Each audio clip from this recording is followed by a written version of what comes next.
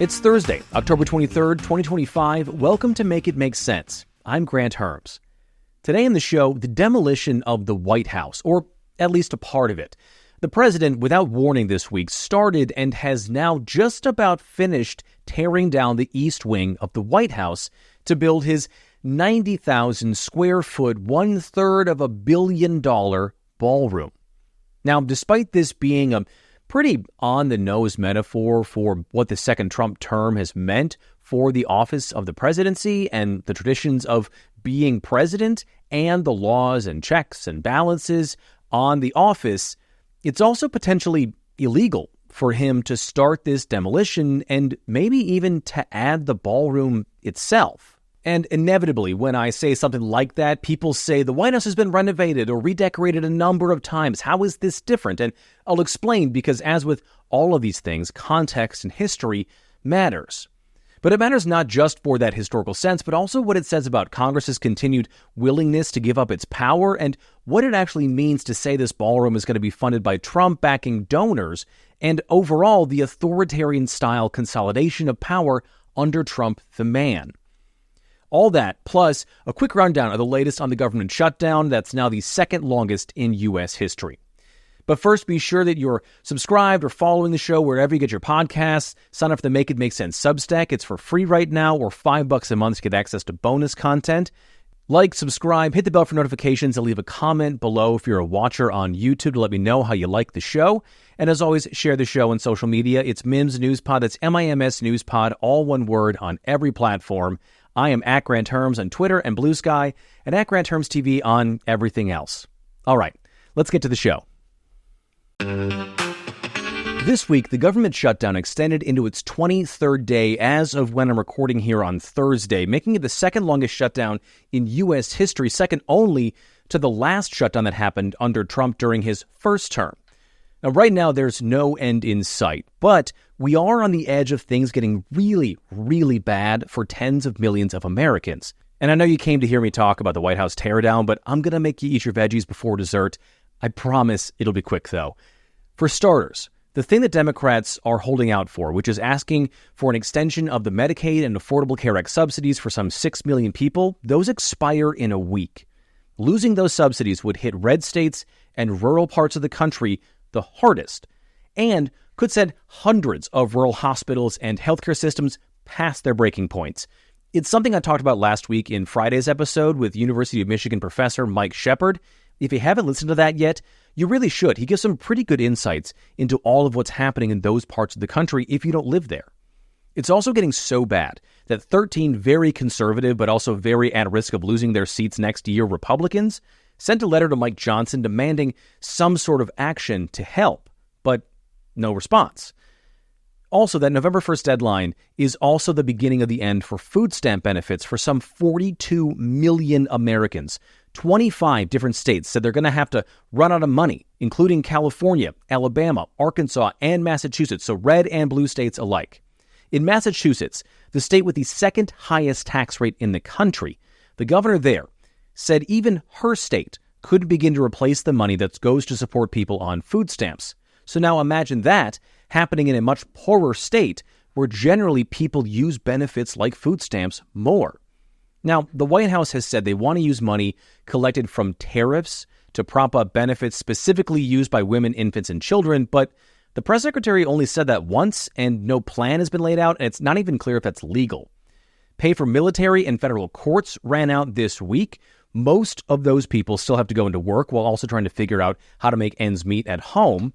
The president ordered the Treasury and Pentagon to use all its remaining general fund money to pay troops, except he doesn't have the power to do that because Congress appropriates money for specific uses, even if it's in what's called its general fund, which is meant to fill in the gaps.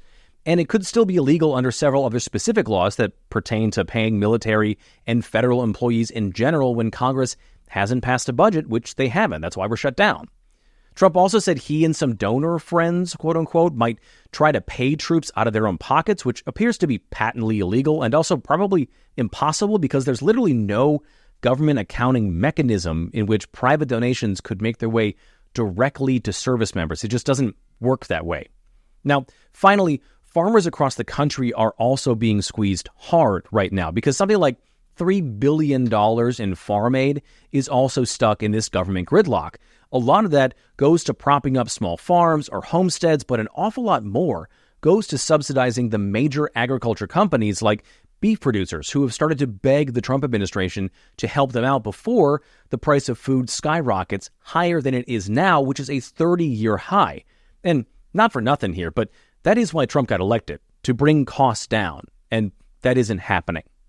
So right now, like I said before, there's seemingly no end in sight to this shutdown. Republican senators just met with Trump on Tuesday and then Wednesday in the Oval Office to discuss their strategy, which seems to be to stay the course. Oh, and apparently get all of these senators to actively promote undermining the Constitution and breaking the law by giving them swag bags with Trump 2028 gear in it, which, while alarming that the president keeps saying that, or that several of these senators posted support for it, or that Trump campaigning from the Oval Office, it's alarming.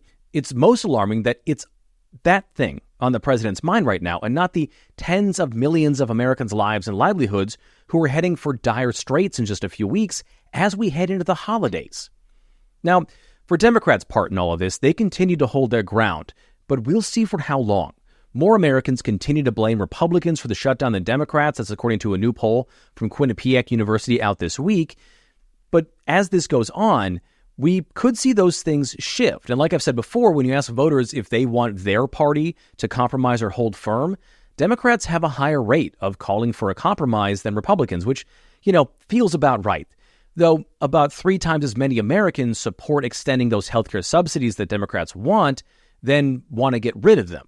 Now, the only glimmer that things are getting through to members of Congress right now came this week, when the chair of the Powerful Appropriations Committee, Congressman Tom Cole from Oklahoma, said he'd like to see the House come back into session to vote to extend the deadline for the budget that they passed before the shutdown started, because that budget expires around Thanksgiving sometime before we'd have to do all of this all over again. Now, Cole is hoping to give his committee time to figure out what they might be walking into when the shutdown is over. Another Republican senator, Jim Justice from West Virginia, floated the idea of extending that deadline through the end of the year, which could have all sorts of fallout complications. But in order to do any of that, the Speaker of the House, Mike Johnson, would have to call every member of Congress back into session, and that would mean swearing in a newly elected Democrat from Arizona, the passage of the petition to vote on releasing the Epstein files, and likely the vote to release them, none of which Trump wants, so Mike Johnson doesn't want any of that either. Now, what happens when the thing they passed expires?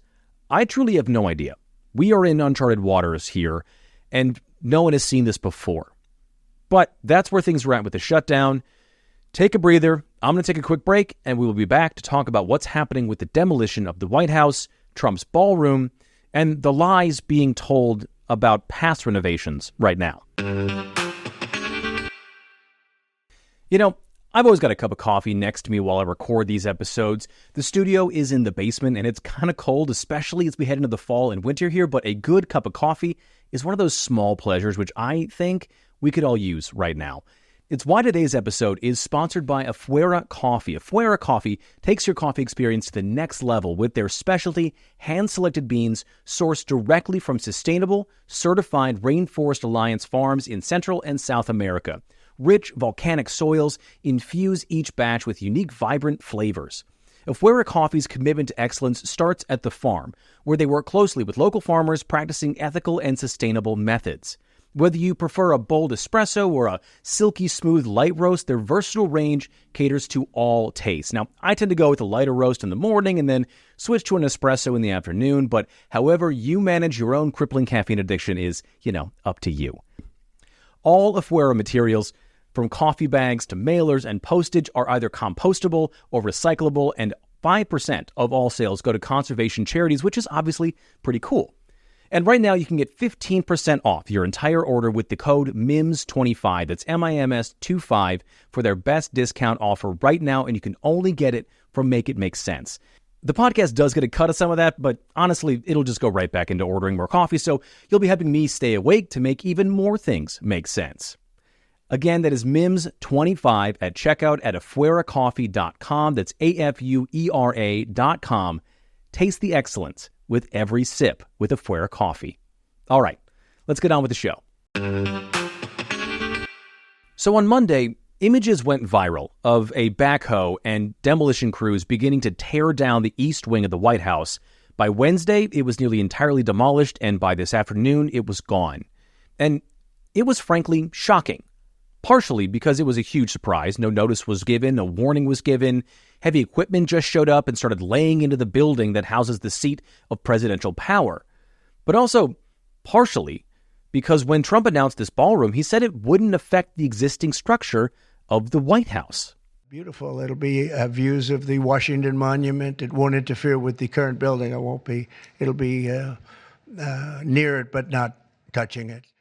So that was him back in July. Here he is talking about it on Wednesday.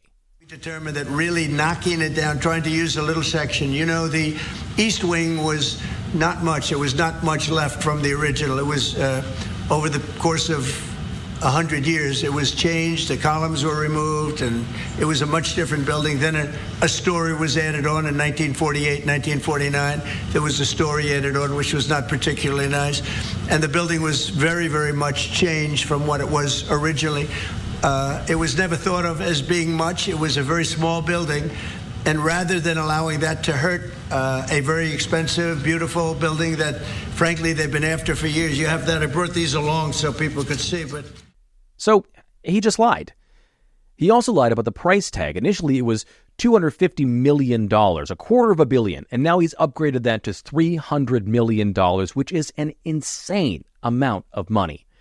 And I'm going to talk about who's paying for all that in a second because that has its own problems. But taking a step back, this ballroom is 90,000 square feet. It's a warehouse rectangle of a room. The entire White House, without the East Wing now, is less than half that size.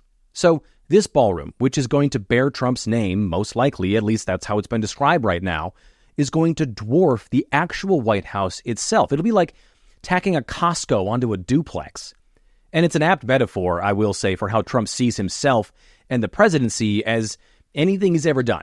That he, the individual, and his wants and goals and desires overshadow and outweigh the importance of the job and office of president.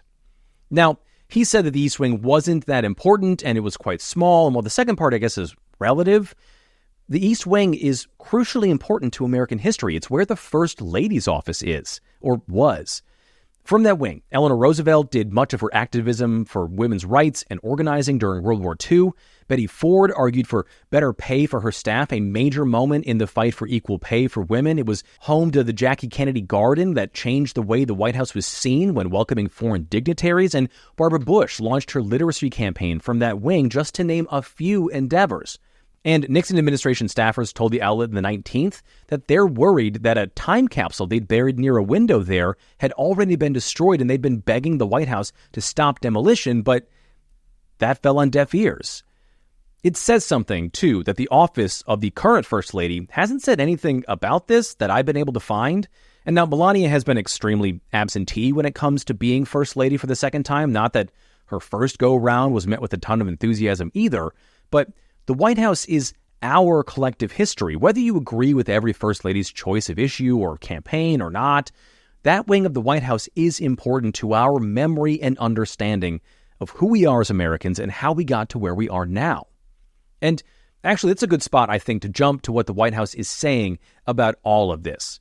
Press Secretary Caroline Leavitt went on Fox News to belittle people worried that this sudden demolition of the most famous building in the country might be outlandish.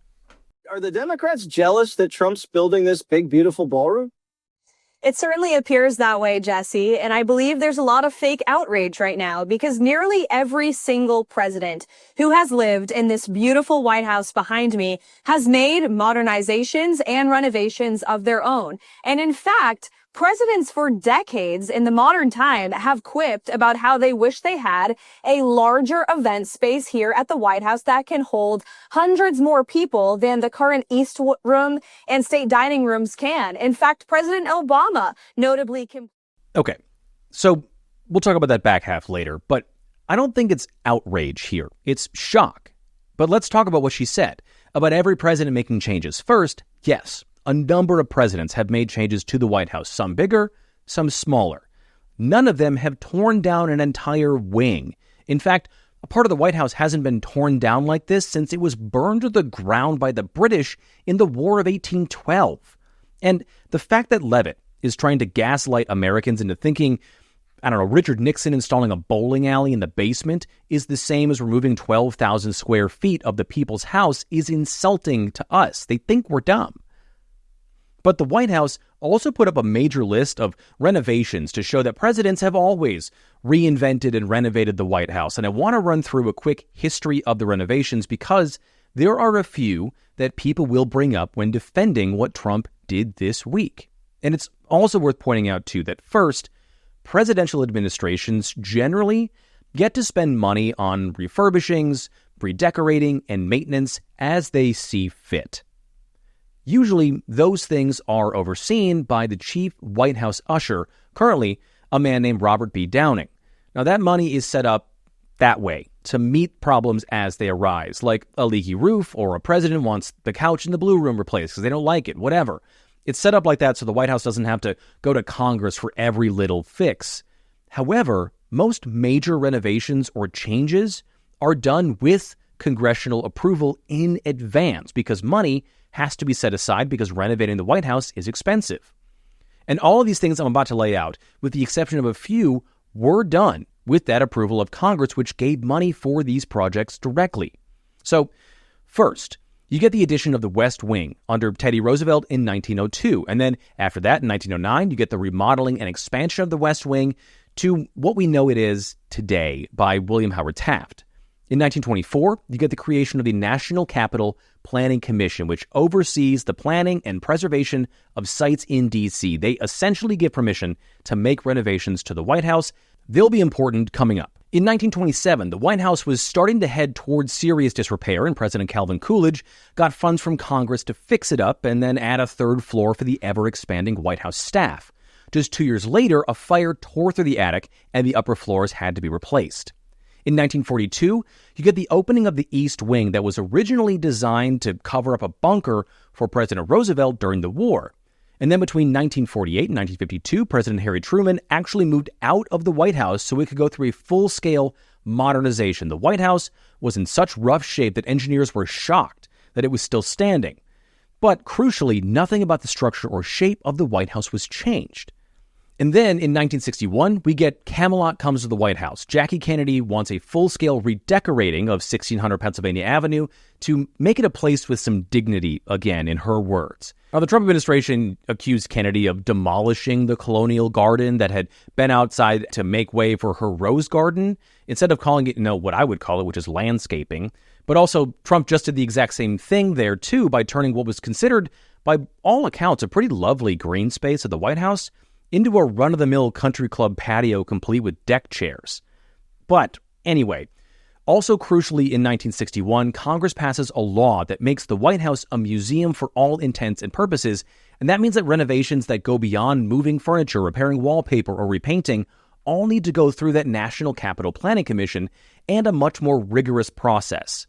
So basically, this is the cutoff point, 1961. If someone starts bringing up examples of White House changes that happened before then, you're talking about a whole different ballgame. Now, yes, after 1961, you get renovations like covering the White House pool to make way for the press briefing room, which was approved by Congress and the NCPC. Jimmy Carter installs solar panels in the White House for Ronald Reagan to take them down and then George W. Bush to put them back up. All of that done with approval. Obama repaves the tennis courts to be a basketball court, also done with approval. Now, the two closest things to what Trump is doing right now were Jerry Ford and Richard Nixon. Two not exactly bang-up presidents, right? Nixon famously installed a bowling alley in the White House basement. He did that with private donor money without approval, and people weren't happy about it at the time, but also kind of let it slide, no pun intended, because it was a single lane and it was largely something that could be undone pretty easily. Gerald Ford put in an outdoor pool, also funded by private money, but he did get approval for that.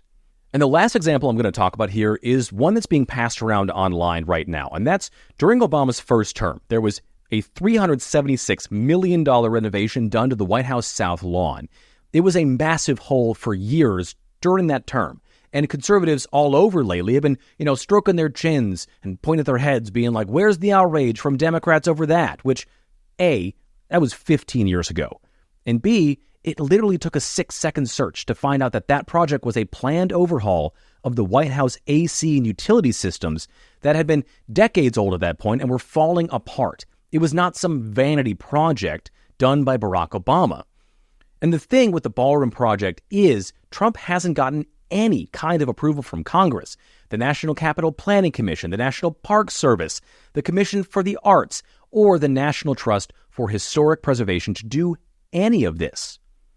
The White House straight up told Reuters this week that they didn't get permission from the National Capital Planning Commission. They haven't even submitted a plan for what the footprint or impact of the building would be on the White House or the White House grounds. And then they didn't think that the Planning Commission could even make them stop demolition because they're only in charge of renovations, not demolition, which is insane because I've watched my fair share of HGTV and I know that to reno is to demo. But regardless, the commission is there just as much for preservation as it is for planning.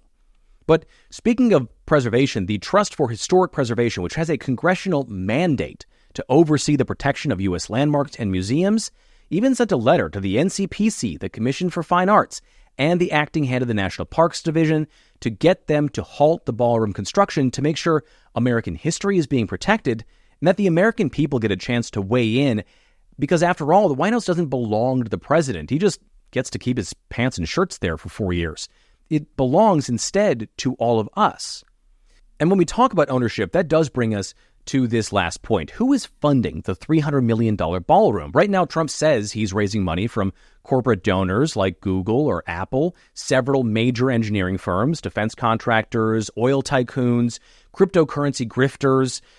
It's unclear if any of them have actually given any real money, where that money would be held, if they're holding it or they've given it, and whether they'll continue to support the ballroom as it's being built, or if they pull out, if taxpayers will have to foot the bill for a thing that we never said we wanted. And we generally don't want it. A poll out from YouGov today found that only a third of Americans think the White House renovations overall were a good idea. Half of Americans say they aren't. It also raises serious concerns about yet another avenue for Trump to enrich himself and open the door to corruption from major companies or specific donors. Because if, say, Lockheed Martin, one of the biggest defense contractors in the world, donates $10 million to this ballroom, which is nothing to them, they're not doing it out of the good of their hearts. They know that they're going to want something from Trump down the road, and they can point to this donation to help get it. And then there are the concerns about what happens when Trump isn't president anymore, whether he leaves in 2028 or before because he's pushing 80. Who owns the ballroom then? Is it part of the White House, or will we have to pay rent on it to the Trump family organization so future presidents can continue to use it? We just don't know. Now, my final thought on this entire thing is, why does Trump even want this headache? Is it a distraction from the Epstein files? Sure. Is it a distraction from ICE and troops in the streets? Yeah. Is it a distraction from high prices and poor economics? Yes. But I think his main reason is his awestruck fascination with dictators around the world. He has a sense of style that's been dubbed dictator chic, which is all about gaudy opulence as oppressive power, essentially forcing enemies and allies alike into submission through grandeur. Look at the Palace of Versailles, or Saddam Hussein, or even the current dictators in the Middle East with whom Trump is so taken for your examples here. In tearing down part of the White House to make way for this ballroom is a wrecking ball of its own to the very concepts of America's true strength as one of democratic ideals in favor of brutish authoritarian grandstanding. And that is the takeaway from what we are seeing take place at the White House this week. All right.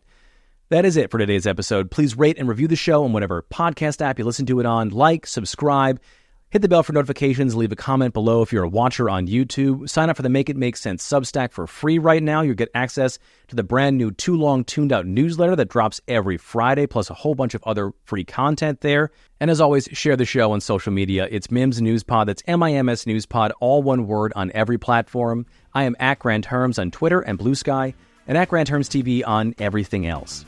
Thank you so much for listening today. I'm Granthermes, and I'll talk to you tomorrow.